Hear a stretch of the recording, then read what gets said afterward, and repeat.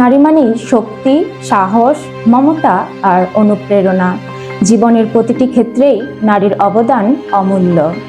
নারী শুধু সম্পর্কের পরিচয় নয়, তিনি একজন স্বপ্নদ্রষ্টা, নির্মাতা ও পরিবর্তনের অগ্রদূত। বেদ ও সনাতন সংস্কৃতিতে নারীর অবদান চিরকালই সমাদৃত।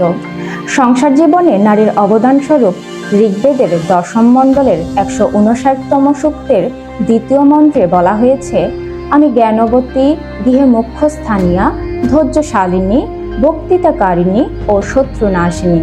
আমার পতি আমার অনুকূলে থাকিয়া গৃহকর্ম সম্পাদন করুন।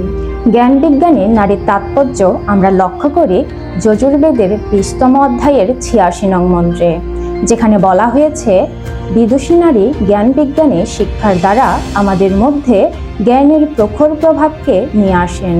তিনি আমাদের সমগ্র জ্ঞান, বিচার ও কর্মকে প্রকাশের দ্বারা উদ্ভাসিত করেন। অনুপ্রেরণা প্রদানে নারীর ভূমিকা নিয়ে যজুর্বেদের 20তম অধ্যায়ের 25 নং মন্ত্রে বলা হয়েছে, বিদুষী নারী আমাদের মধুর, প্রেমময় সত্যবাণী কথনে প্রেরণা দান করেন, আমাদের ভেতরকার সুনীতিকে জাগ্রত করেন। আমরা জানি একটি শিশুর প্রথম শিক্ষক তার মা।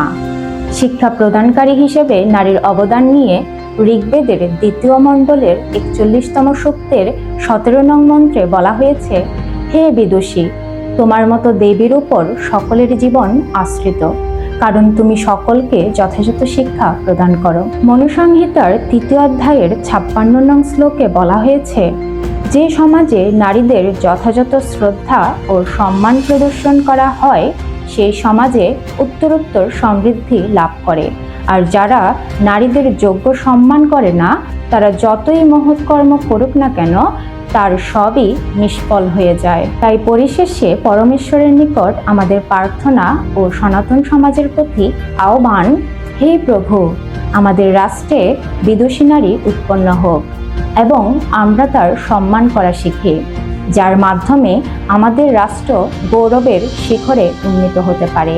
নমস্কার সবাইকে।